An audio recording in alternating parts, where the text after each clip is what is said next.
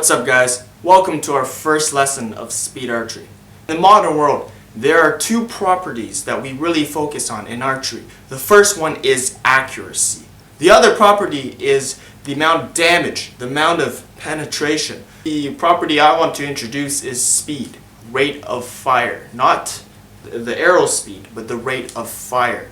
There is an art entirely behind how fast you can speed shoot arrows and the method of doing it, and this is something I want to introduce. Okay, let's get started. A lot of beginners are worried that the bow will break. When I always teach a beginner, the first thing they ask is this bow gonna snap? And they're very worried, so they're pulling this a little bit.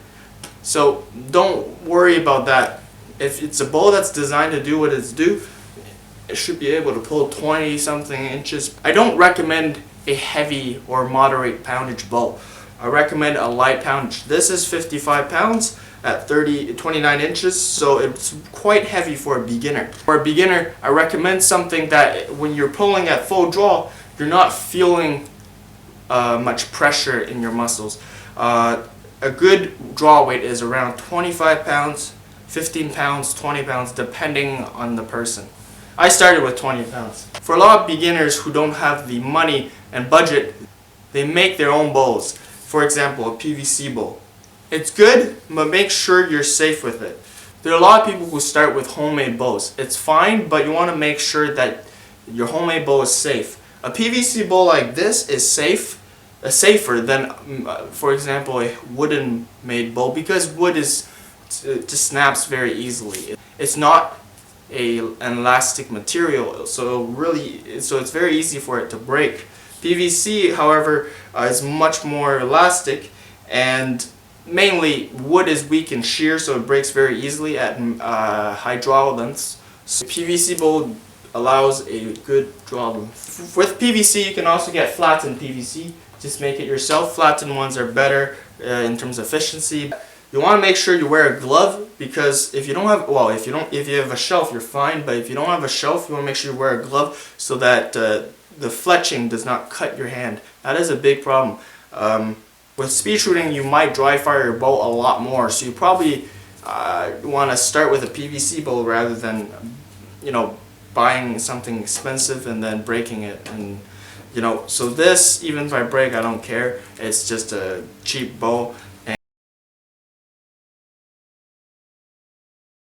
So let's talk about equipment here. Now, the equipment here we want is, if you're speed shooting, you really want cheap arrows. Why? Unless you have a lot of money for this, arrows break very frequently when you speed shoot. When I speed shoot, I shoot 12 arrows in 12 seconds. So really, you're getting a lot of arrows shot into your target. Some of them might randomly hit other hard surfaces, and they're gonna break very easily. What I recommend is fiberglass arrows, because they're cheap, they're $2 each, and they bend, they flex, so if it hits a hard surface, it would just bend and absorb the energy, rather than having something aluminum, it'll just break and snap. But also, main reason it's just cheap, it's $2. For example, aluminum arrows like $10 or $12. You got a fiberglass, it's $2. You can buy a gazillion of those and just keep practicing the speed shooting.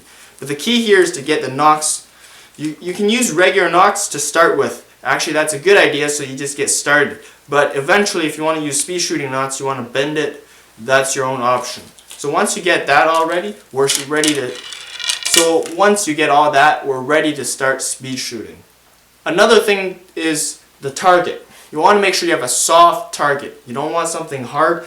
The harder the target is, the more likely you're going to break arrows, so it's going to cost you a lot more money. You want soft targets so that it absorbs the energy. For example, foam is good. Cat litter is pretty good. Sand, a box of sand, whatever. Just soft targets. You don't want just a piece of wood you're aiming at.